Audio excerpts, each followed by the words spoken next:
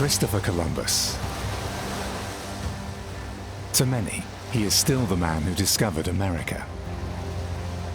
Yet there have been others before him, and he knew it. There were tales and even maps pointing the way.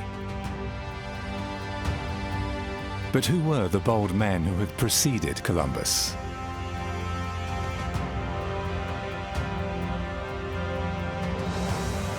Best known among them, the Viking Leif Erikson, 500 years before Columbus.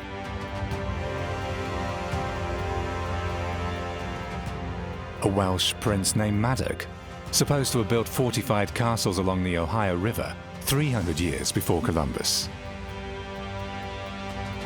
Or King Abubakari from West African Mali, who is said to have used his immeasurable riches to finance a gigantic fleet 200 years before Columbus.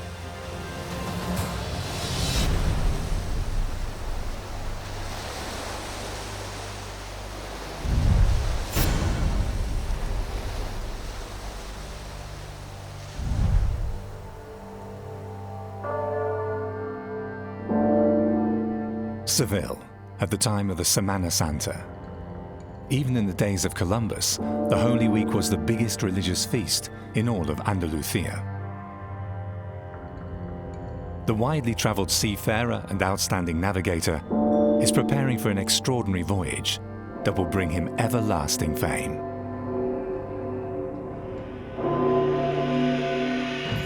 In the Cathedral of Seville, they've erected a grandiose monument to honor the man who, in 1492, allegedly discovered a new continent for the Spanish crown. Columbus opened the gate to fabulous riches and to an overseas empire for Spain. To this day, his name is synonymous with the discovery of America. But was his achievement really unique? There's another tomb in the cathedral, that of his son, Hernando Colón. He inherited the personal papers of his father and spent his life collecting information about the famous discoverer. Today his library is kept in the Institución Colombina. You might well call it the most important library of the Renaissance worldwide, because Hernando Colón strove to bring together everything about his father and all the knowledge of his time. Columbus meticulously recorded geographical data of contemporary discoveries, as well as ancient sources. When he set out on his famous voyage, he had already traveled most of the known world. As early as 1477, one of his forays even took him as far north as the mythical island of Tula. Modern historians believe that he must have reached Iceland, the land of the sagas, with tales of its most famous inhabitant, Leif Erikson. His nickname was the Fortunate. He was born into a family of daring explorers. Leif's grandfather had emigrated from Norway to Iceland. His father, the legendary Eric the Red, had navigated the icy waters off Greenland and became the first settler on its eastern shores.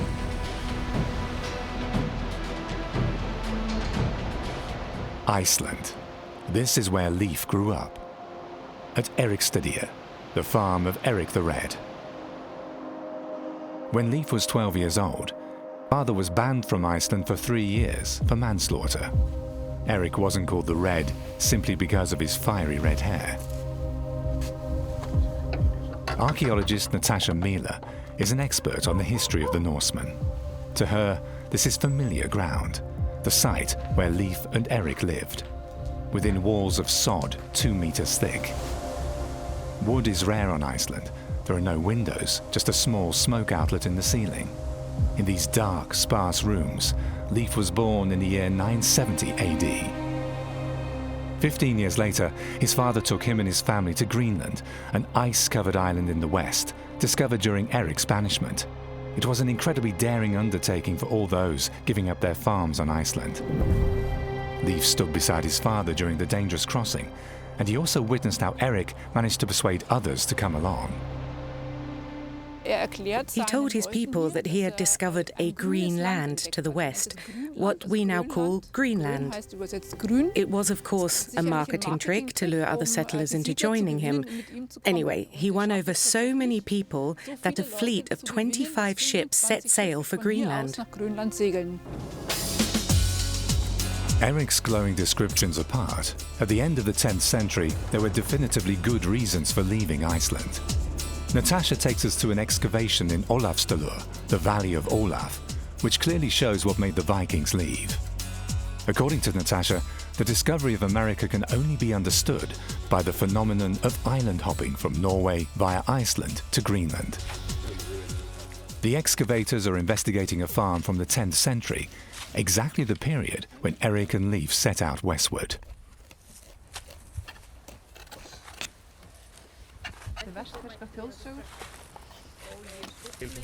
The ship-like layout of the house is still visible.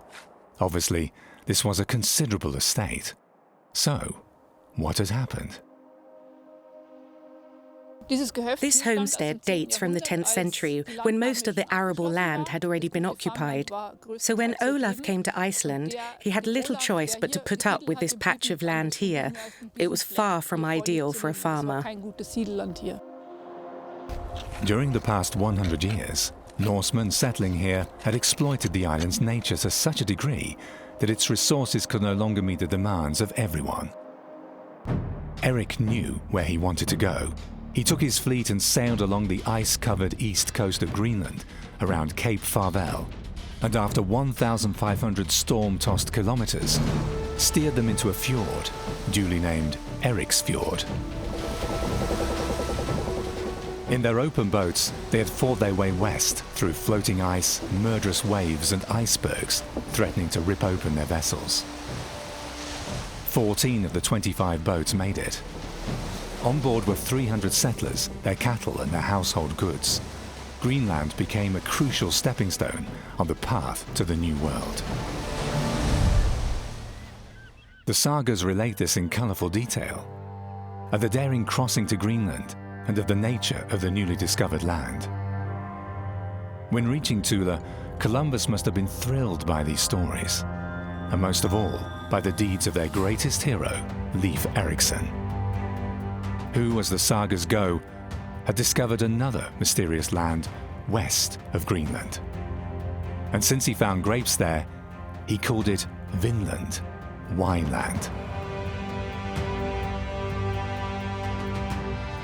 In Iceland's capital Reykjavik, Natasha joins historian Gisli Sigurdsson to take a closer look at the original texts of the sagas. So how factual are these heroic tales of a legendary wineland?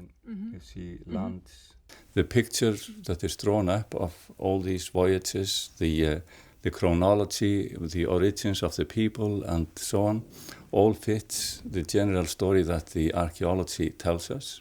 And there was no way that people in Iceland at the time could have this accurate historical information from anywhere but a continuous oral tradition. But that doesn't prove that the love affairs and the individuals in the stories are all reflections of what actually happened 200 or 300 years earlier. But something along those general lines is very likely to have been part of a reality in the settlement period. To the historian, the sagas are more precious than a hoard of gold. Here it's written how in the year 1000 AD, Leif founded the first settlement on a land which had to wait another 500 years to be called America. All the main places from that single place because it's south of Leif's camp to cross the open water there because you will... Sigurdsson is convinced that Columbus knew of these sagas. So I think that also is... Yet what conclusions might he have drawn from them? How are they related to his later voyages?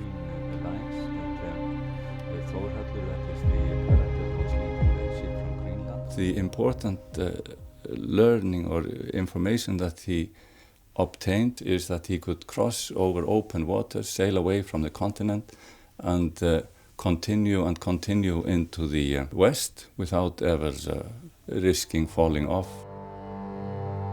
So the inquiring young seafarer, who collected all available information and all the maps he could lay his hands on, must have known. There is land in the west, and it had been reached by Europeans long before him. But he also must have known about the dangers of the northern route through the ice-ridden waters off Greenland.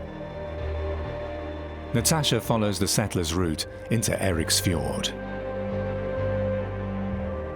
With the help of engine power, GPS, and a compass, it's considerably easier than 1,000 years ago.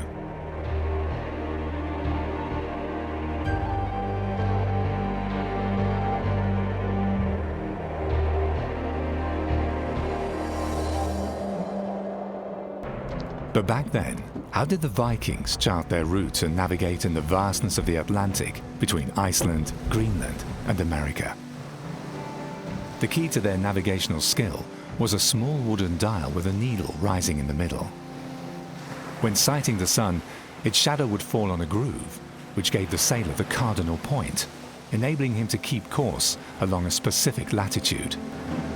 This is what made the Vikings the most proficient seafarers of their time.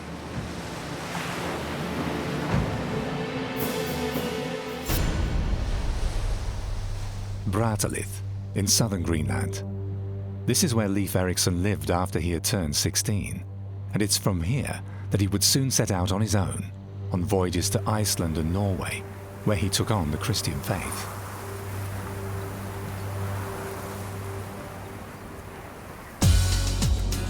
A current excavation further inland hints at why Leif left his home once more to venture yet again to pastures new further west. At first glance, the site seems unusual. 3 kilometers from the coast, at the foot of a glacier. It's only accessible via an arduous track. Why did the Vikings choose this barren place?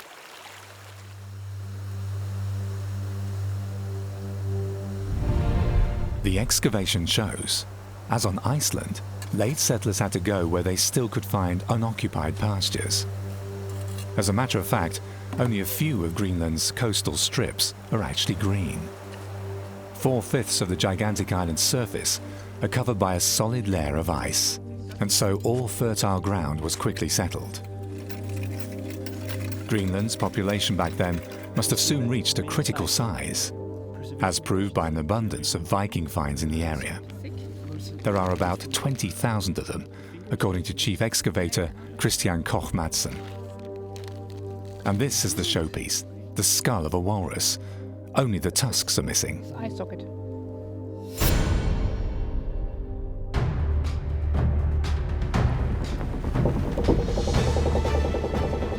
Walrus ivory was in high demand among the medieval rulers of Europe.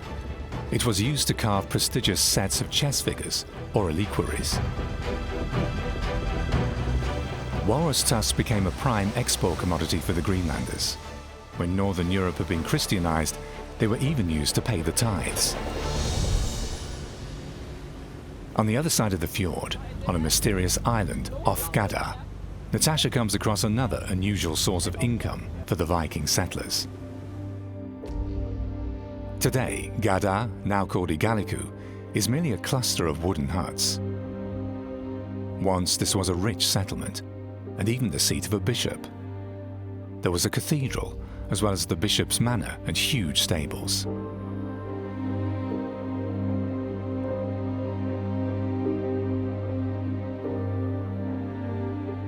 The measurements of the foundations reveal that the walls must have been massive and solidly constructed.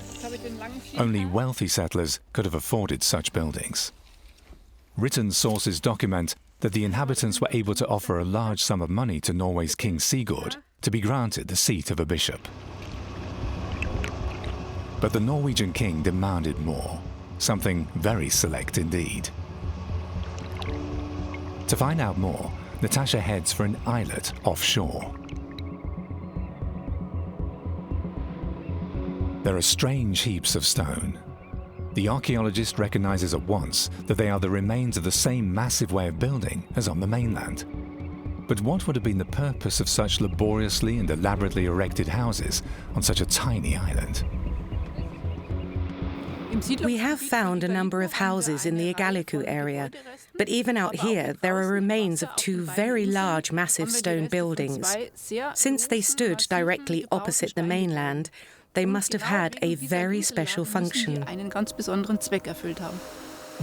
So why apply so much effort to transporting blocks of stone weighing up to a ton across the water to build here, when there is ample space and material on the mainland? Was the tiny island a kind of prison, a Viking's Alcatraz? Or were these houses intended as storage rooms for luxury goods? Walrus ivory was an important commodity that was traded from here to many parts of Europe. But there are also hints that there was trade in polar bear's fur, and maybe even in live polar bears. A live polar bear. That's exactly what King Sigurd had wanted. A risky proposition for the people of Gardar. But they succeeded. The king got his polar bear, and Greenland its own bishop.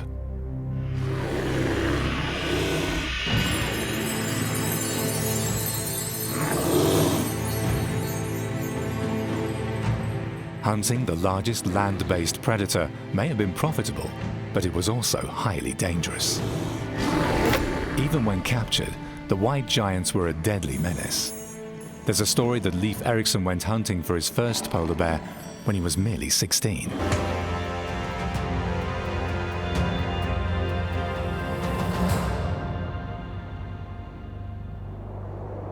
Awaiting their transport to Europe, the huge beasts had to be held in massive cages. And to keep them away from the settlements, just in case, the tiny island would have been the perfect spot. Even if luxury items like polar bears, ivory and furs could be traded for expensive Norwegian wood, life on Greenland remained a constant struggle. For the surplus population, there was only one way out: expansion beyond their homeland. Leif Erikson was of course one of those who looked west, yet Natasha believes that apart from escaping imminent pressures, there may have been other things on his mind. He was out for fame and glory. He knew that if he returned with precious goods from the new territories, his fellow Norsemen would hold him in great esteem. And so Leif made his bid and secured himself a place in history.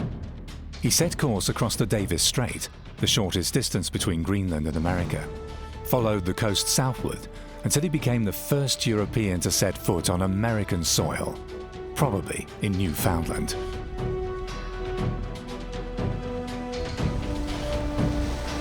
It was a venture into the unknown, a murderous struggle against the waves. But Leif and 35 companions made it.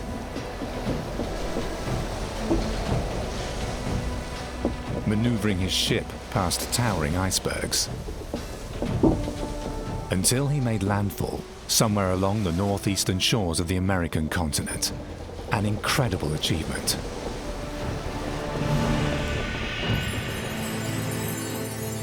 If Columbus, as is presumed, heard of Leif's exploits and of his tales of a land far across the Atlantic Ocean, the 26-year-old navigator from Genoa might well have been prompted to envisage a voyage of his own, steering true west, knowing he would make landfall somewhere. Where exactly Leif Erikson set foot on the new continent for the first time, and where else he might have landed, is one of the great unsolved questions of archaeology. Remains of houses near Lanza Meadows in Newfoundland testify to the fact that he did reach America. The layouts are the same as in Greenland or on Iceland. They are the best documented Viking remains ever found in America. Their excavation in the 1960s was a breakthrough in Viking research, proving the historical veracity of the sagas. 11 houses have been located and excavated, 3 of them massive winterproof buildings. Spindle walls tell of the presence of women. This was a permanent settlement with a smithy erected in about 1000 AD. Iron nails, an item unknown to the indigenous Americans, bear witness to its Viking origin. the fabled Vinland offered what the Norsemen needed most: wood in abundance, for their boats and their large assembly halls. Yet, there remains one question. How much further south did the Vikings advance? So these butternuts were found on site here at Lanza Meadows. And why they're so relevant and important is, as you can probably see when you were walking around today, there's no butternuts growing in this area, and there never has been. And also the Norse came here looking for grapes, and there was never any grapes growing in Lanza Meadows. So where did they come from? Butternuts and grapes only grow much further south. Historians presume that the Vikings must have progressed as far as today's New York City. A survey from space was launched to locate settlements further south. When evaluating these images, American archaeologists thought that Point Rosie in southern Newfoundland might be a site worth exploring. Point Rosie excavation site it's interesting because they originally had identified what might be a farm based on satellite imagery. And so they went in to go and investigate and look at it in more detail. And what they were really hoping to find was evidence of a Viking Age farm. And it looked like there could be a longhouse. It looked like there could be a nice field around it. It looked like there might be some other features. Yet, as Douglas Bollander recalls, excavating it was anything but easy. The terrain is barely accessible, and the features which stood out so clearly in the satellite images defied precise locating on the ground. However, the team around archaeologist Sarah Parchak found discolorations in the soil which may have resulted from walls of sod, as well as materials that resembled iron clinker from the smithies of the Vikings.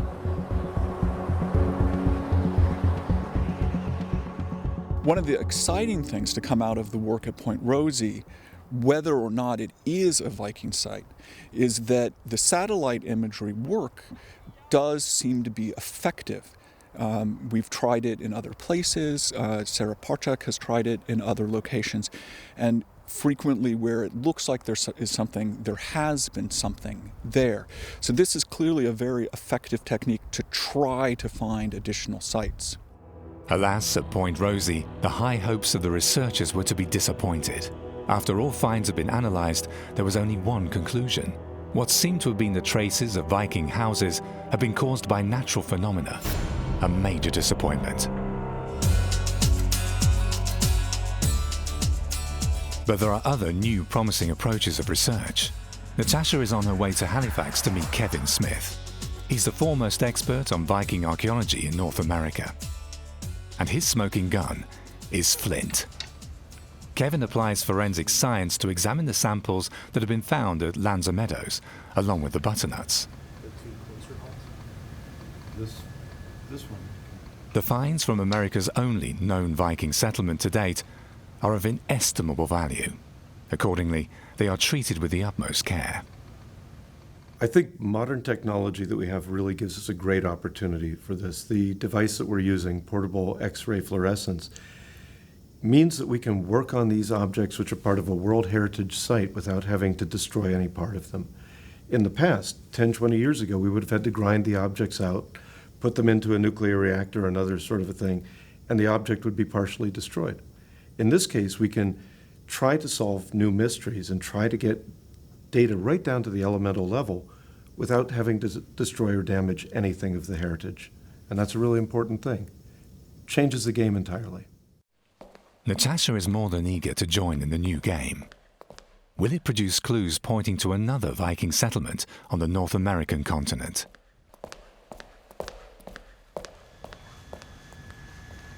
Flint might provide the answer to this question, since there is no natural layer of flint in the area around Lanza Meadows. So where does it come from? Perfect match. What we're trying to do here is to find out where the Vikings traveled using pieces of stone, basically the pieces of stone that they used to start fires with, and tracing them back to the places where they came from. It's a little bit like in the old detective movies, where the detective solves the puzzle of the murder by finding a matchbook, and on the matchbook it says where the person had been before. These were the matches in the pockets of the Vikings, and if we can find out where the stones came from that they used to make their stone tools, we know where they came from, and we know where they traveled out to. Sounds simple enough, but it means that the archaeologists must find samples which match the geochemical fingerprints of the finds in lands and meadows. Given the length of the North American East Coast, it's like searching for a needle in a haystack.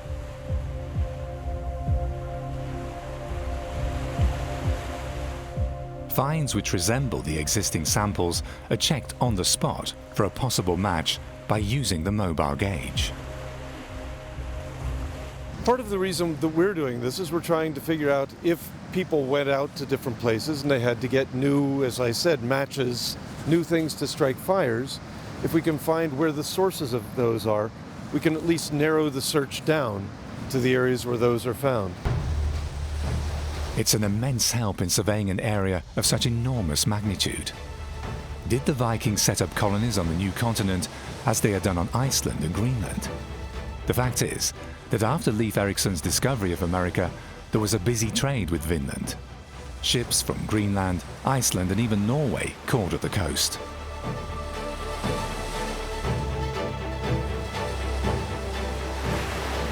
But where exactly? Drones equipped with state-of-the-art cameras and 3D software are a potential means to facilitate the search. It's a technology which allows wide areas to be scanned in a comparatively short time.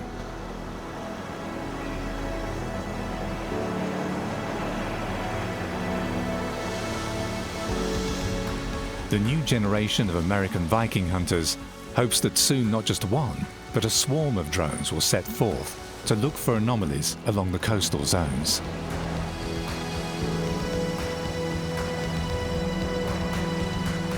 If their 3D profiles reveal conspicuous features reminiscent of, for instance, the layout of a Viking house, archaeologists could pinpoint those sites and inspect them, anything to narrow down the search.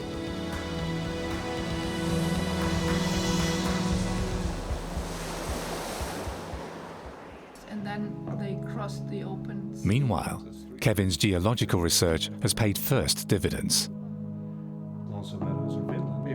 There are hints that the Norsemen forayed considerably further south than previously assumed, and that they also might have moved further inland. Kevin tells Natasha of his preliminary results. The flint at Lands and Meadows originates from Newfoundland, and probably from Nova Scotia. Kevin assumes that the Vikings even reached the greater area of Quebec and the region of New York, since this is where the butternuts and the grapes might have come from. Whether the Norsemen also established settlements there can only be answered by future excavations.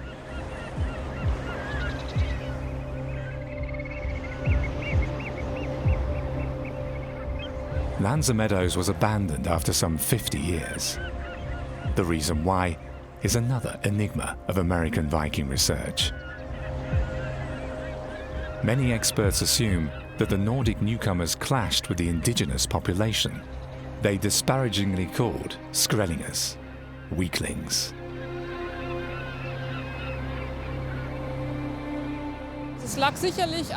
It certainly had something to do with the indigenous people, yet we don't know exactly what happened. However, another important reason is that the settlers did not get any support from the parent colony on Greenland. Columbus had strong backing from the Spanish Queen, whereas the Viking settlers were on their own. Queen Isabella of Spain did indeed finance the expeditions of Columbus, and thereby laid the foundations for an immense colonial empire overseas. The Institución Colombina in Seville holds thousands of original documents from that era. Research these days focuses more and more on texts relating to Columbus's travels before he set out across the Atlantic.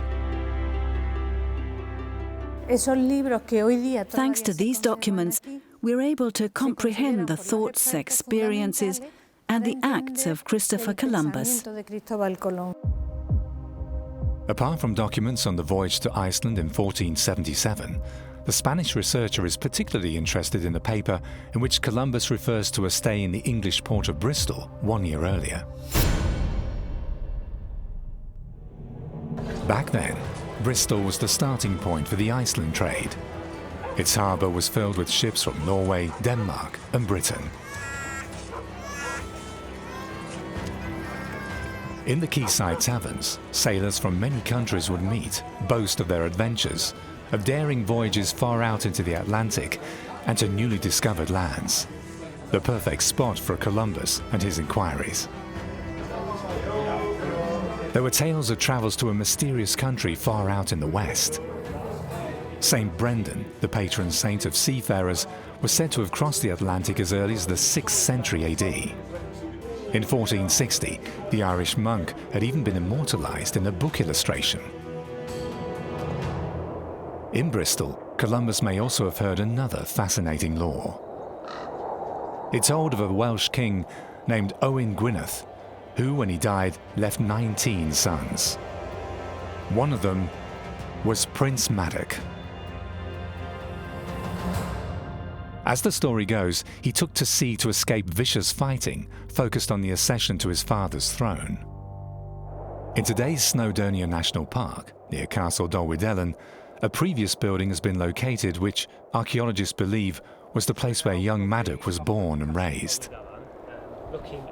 Bill Jones of the Dolwyddelan Historical Society is an expert on the life of Madoc. He's convinced that the Welsh prince did indeed brave the Atlantic Ocean. In the 1970s, it was a tale long cherished by the seafaring nation of Great Britain, ideally suited to bolster its claim on the American colonies. Yeah, and it's all more or less silted up over the years. Today, scientists believe that it may hold some truth. So what was the situation like in Wales some 750 years ago? There was a lot of family feuding. Owain Gwynedd and his sons, they didn't get on as it was in this part of Wales at that time, yeah. I would describe that time as a period of political upheaval, where you had a lot of feuding going on between different family members, you had different dynasties. Possibly a good description might be the Games of Thrones. The Joneses agree that those were wild times. Bill took part in the excavations of the castle where Madoc was born.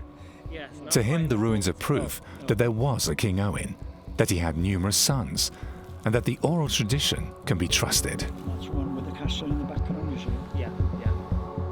These trees were quite big then. Yes, yeah. The castle was perfectly situated to dominate the valley. So it was a good place to be, but also the site of a relentless Game of Thrones.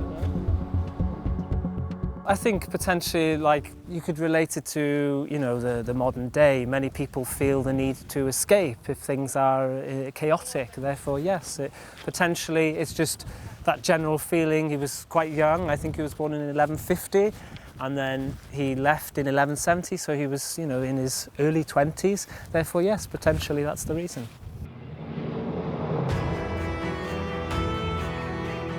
This had happened 200 years before with the Vikings. They too had left everything behind to find a new home beyond the horizon. Allegedly, Madoc even returned one more time in 1171 to recruit settlers for his new land across the ocean, and then set sail with 10 ships.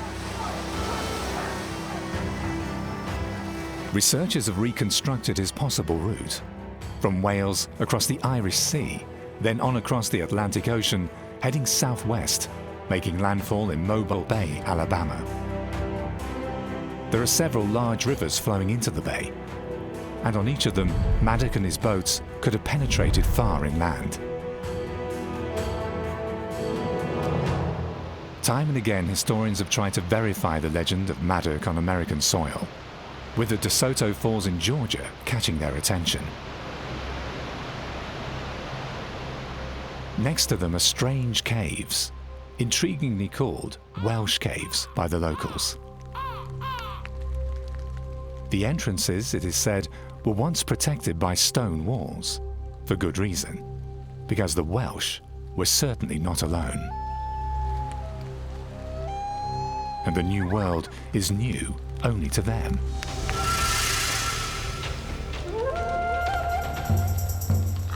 The indigenous people had expelled the Vikings up in the north. Did the same happen down here?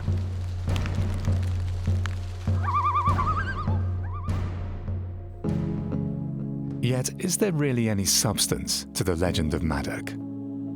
At Athens State College in Alabama, historian Ronald Fritzer has followed up on the countless stories woven around the Welsh prince.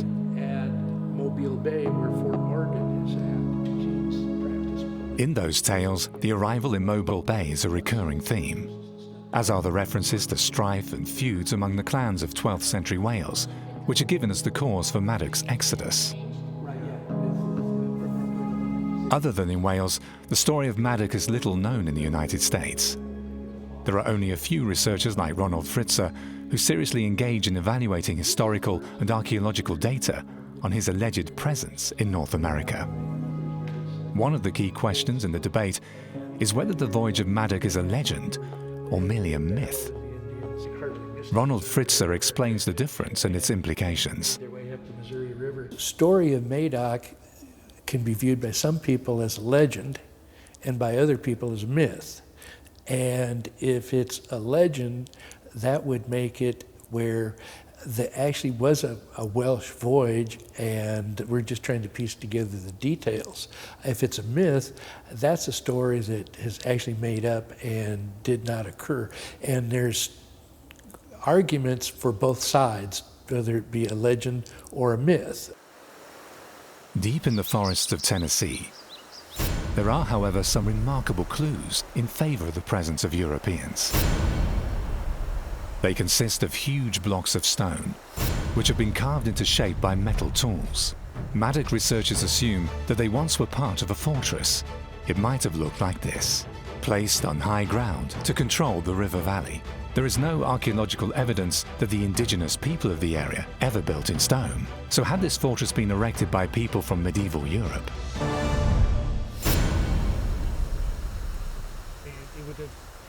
As experts on the other side of the Atlantic see it, the building's design, materials and the size of the blocks all fit the details of Welsh castles.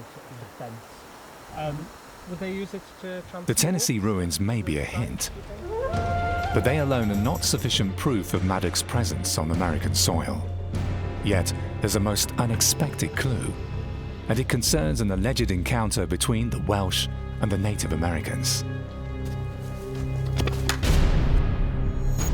What if the Welsh warriors had met an Indian tribe, which back then roamed the area between the Tennessee and the Ohio rivers? What if this encounter had been peaceful, in contrast to that of the Vikings and the tribes of the north? Ronald Fritzer can call up a witness, albeit an indirect one. George Catlin, the painter, when he visited them in the early 1830s, he basically observed what he thought were Indians with like blue eyes or blondish colored hair and that sort of thing. Again, you can see Catlin's observations are confirmed by another explorer, the German Maximilian Prince zu Wied, who traveled the land of the Mandan at about the same time. There was a fort in the area where the Mandans were at. It was for trees. He too noticed that some of the Indians were particularly light-skinned under their war paint, and so another legend was born, that of Prince Maddock and the White Indians. Did the Welsh warriors merge with the Mandan tribe? And did the Mandan in turn pick up some of their vocabulary? A Welsh missionary who was active in the area was allegedly able to communicate with them rather well. And what's more, their huts are said to have resembled those of medieval Welsh villages. And some had strikingly blue eyes.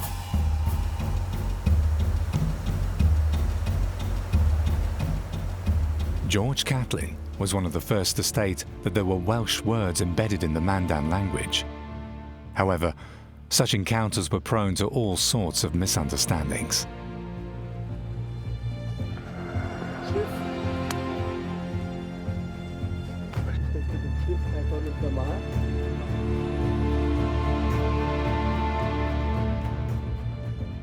and now it's impossible to follow up on Catlin's observations. At the end of the 19th century, the Mandan had been expelled from their land and forced into reservations, where they were almost totally wiped out by epidemics. Yet, there is some more evidence of a link between the Welsh and the Mandan. As this old sketch shows, their boats have nothing in common with the typical canoes of other indigenous tribes. They closely resemble the coracles, simple contraptions made of tarred animal skin and elastic lumber struts, which are still used by Welsh fishermen today. It's hard not to come to the conclusion that the Mandan boats owed their design to Welsh immigrants. The same goes for another find from the Mandan's territory: Roman coins. In Madoc's days, they were still used as a currency throughout medieval Europe. Another strange tale concerns a grave on the banks of the Ohio River, supposedly dating from 1186. In 1799, a party of locals is said to have exhumed 6 skeletons, covered by breastplates displaying a Welsh coat of arms. Alas, if they ever actually existed, the breastplates have long since vanished. So there's a lot of evidence, but it's mostly circumstantial. Over in Wales, however, they are convinced that the legend of Prince Maddock having arrived in America 300 years before Columbus is based on facts. I don't think there is any archaeological evidence. However, you know, there's a lot of mention of him in literature. So potentially, yes, there is potentially some truth behind it.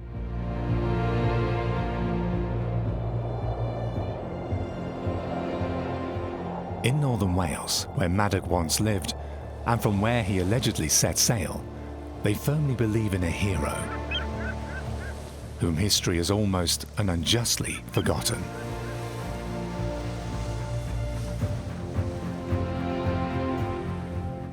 Well, they said that Christopher Columbus was the first to discover America, but I think that Prince Maddock did that about 300 years before. Back to Seville. The city is deeply marked by its Moorish past, and Columbus would have encountered it wherever he turned, especially in its libraries, which still hold hundreds of Arabic documents. Some of them tell of an expedition that set out westward from Africa. As an eager collector of any nautical data, Columbus would not have missed these reports.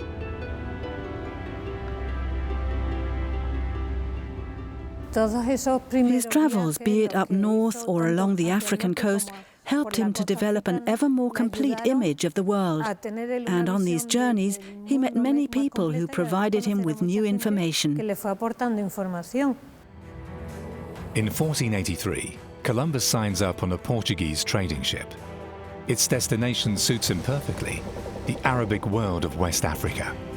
His enthusiasm comes across in his log. He draws maps, makes precise notes of wind conditions and currents. He's now 32 years old and has spent 18 of them on the high seas, becoming a master mariner. After the return from his African voyage, he begins to put together plans for a westward venture that, he believes, will take him to India. In Africa, he cannot but have heard more of the legendary westward expedition of Abubakari II, the king he had already read about in the Arabian Chronicles back in Seville.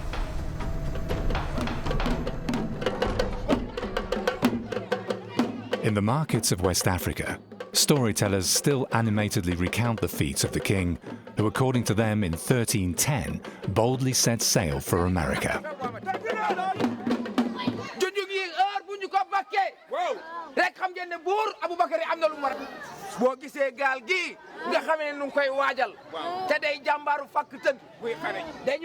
A tale brimming with pride about past exploits.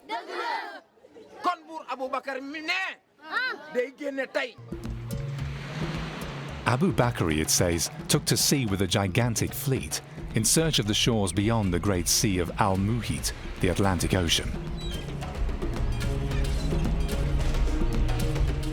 It may sound fantastic, but the story has a good number of supporters here in Africa.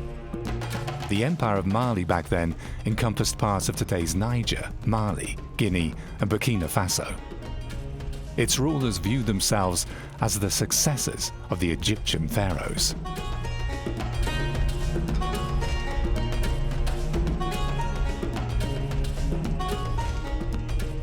Ancient Mali was an African superpower. The trans-Sahara trade to Timbuktu, as well as huge deposits of gold, made the rulers of Mali immensely rich. Abubakari's successor, King Musa, has left a report on the voyage of his predecessor, which is cited in Arabic documents. To Mamadou Diallo from Gaston University in Senegal, these sources are highly reliable, since they emanated at almost the same time as the events they describe. In the 14th century, this African king undertook an expedition to America. It was an undertaking of pharaoh-like dimensions. The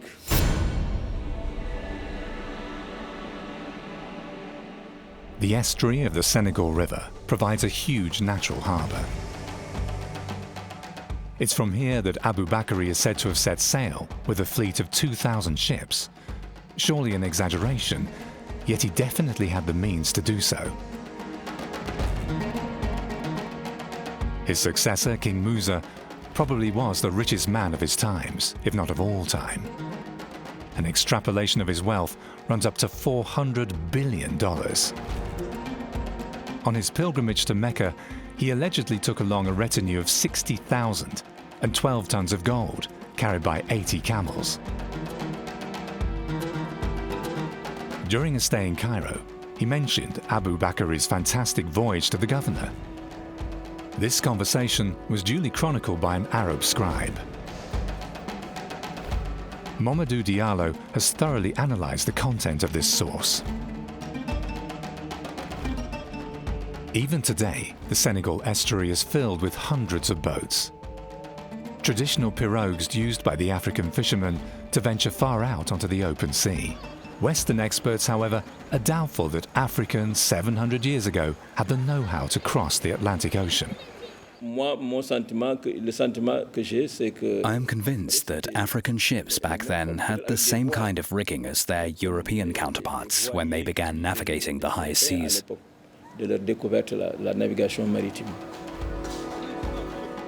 Western researchers doubt that a fleet once sailed from San Luis across Al-Muhit to America. To their African colleagues, this is a clear case of Eurocentric arrogance.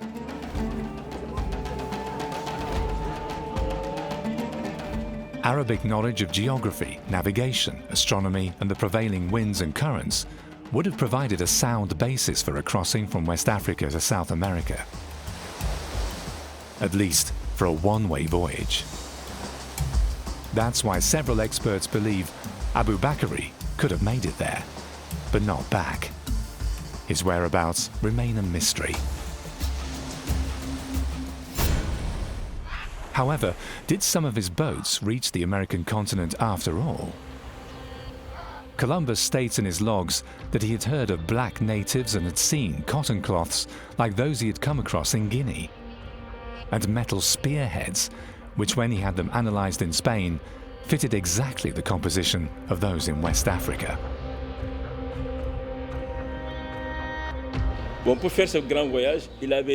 Voyages like that of Abubakari had two goals. One was discovery, to find another continent beyond the Great Sea. The second was conquest. Between the 13th and 16th centuries, during the African Middle Ages, there were many expeditions sent out to conquer new land. So were there Arabic African conquistadors in America? Maybe, since many seafarers following in Columbus's wake mentioned black-skinned people among the indigenous populations. One thing is certain, Columbus was not the first to reach America. There were others before him whose tracks he followed. The ruler of Mali might have reached South America by making use of the trade winds. It's possible, but there's no proof. Welsh Prince Maddock could have reached the Gulf of Mexico. There are several written hints to that end, as well as some evidence on the spot. That Leif Erikson was the first European to set foot on American soil 500 years before Columbus is an established fact.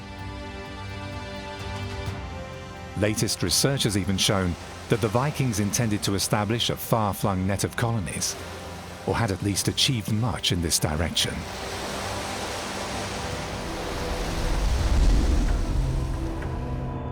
Christopher Columbus knew that others had preceded him, having read or heard about their voyages.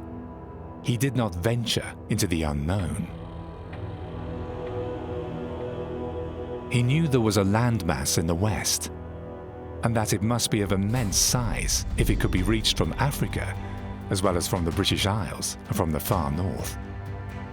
Nevertheless, when he brought home the news of a new world, Columbus heralded a turning point in the history of mankind. An age of exploration, conquest, and exploitation.